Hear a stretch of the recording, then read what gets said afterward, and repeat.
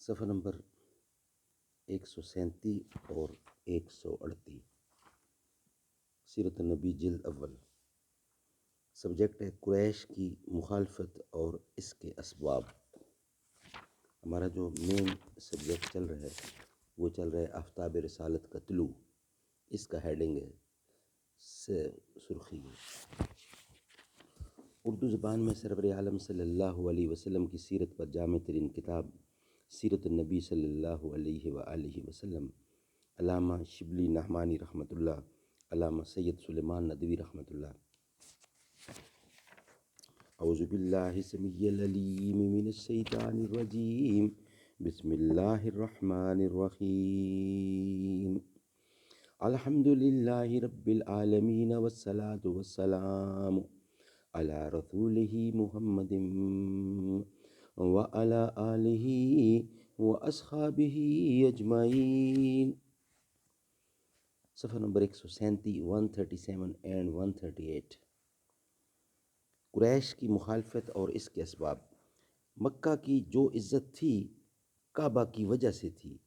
قریش کا خاندان جو تمام عرب پر مذہبی حکومت رکھتا تھا اور جس کی وجہ سے وہ ہمسایہ گان خدا بلکہ آل اللہ یعنی خاندان الہی کہلاتے تھے، اس کی صرف یہ وجہ تھی کہ وہ کعبہ کے مجاور اور کلید بردار تھے۔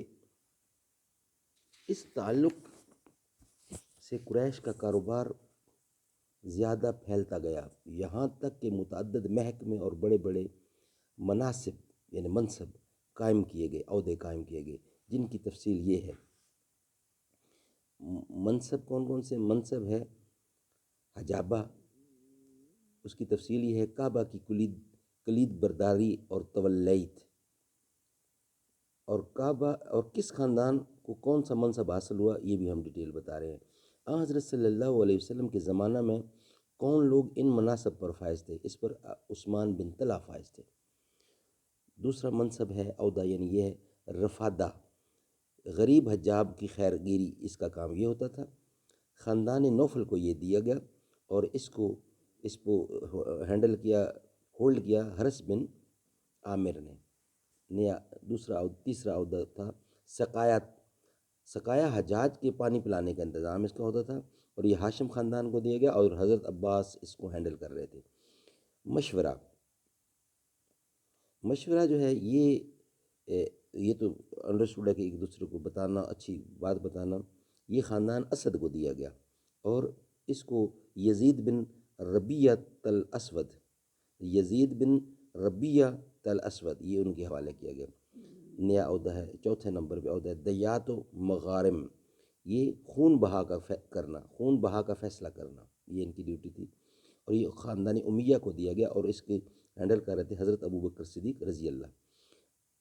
پانچویں نمبر پہ ہے عقاب، علم برداری، یہ ان کا کام تھا علم برداری، اور یہ خاندان امیہ کو، یہ بھی خاندان امیہ کو دیا گیا اور اس کو ہینڈل کر رہے تھے ابو سفیان۔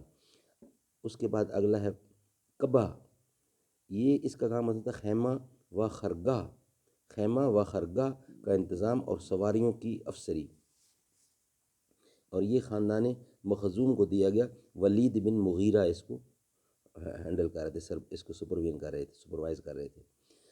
اگلا نیکسٹ ہے سفارت و منافرت، سفیر ہو کر جانا اور جن قبیلوں میں یہ نزاع پیش آئے کہ شریف تر کون ہے، اس کا فیصلہ کرنا، یہ ان کی ڈیوٹی تھی، اور اس خاندان عدی کو دیا گیا اور اس کو ہینڈل کر رہے تھے حضرت عمر فاروق رضی اللہ، عدی خاندان سے تھے حضرت فاروق۔ منافرت نیکسٹ جو ہے وہ ہے ازلام و ایثار و اموال، ازلام و ایثار یہ ایک عہدہ تھا، محکمہ مال کا انتظام، اس کو خاندان جمع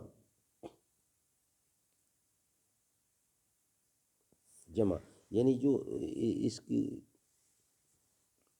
خاندان جمع، اچھا اس کو یہ دیا گیا صفوان بن امیہ کو۔ آخری عہدہ ہے اموال، محتم خزانہ، اس کو سہم منصب دیا گیا، اس کا نام رکھا گیا سہم، اور حرس بن قیس اس کو ہینڈل کر رہے تھے۔ آغاز اسلام میں جو لوگ روسائے اعظم تھے اور جن کی عظمت و اقتدار کا اثر تمام مکہ پر تھا، ان کے نام یہ ہیں: حضرت ابو سفیان بن حرب، حضرت معاویہ کے باپ۔ حرب فجار میں انہی کا باپ قریش کا سپہ سالار تھا۔ ابو لہب حضرت صلی اللہ علیہ وسلم کا چچا ابو جہل، ولید بن مغیرہ کا بھتیجا اور اپنے قبیلے کا سردار۔ ولید بن مغیرہ حضرت خالد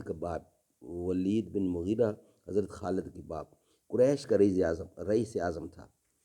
عاص بن وائل سہمی حضرت عمر بن عاص کا باپ، نہایت دولت مند، کثیر الاولاد اور صاحب اثر تھا۔ عتبہ بن ربیعہ امیر معاویہ کا نانا، نہایت شریف الطبع اور صاحب ریاست تھا۔ یہ ہم نے دونوں کیٹیگرز اور بندوں کے نام بتا دیے۔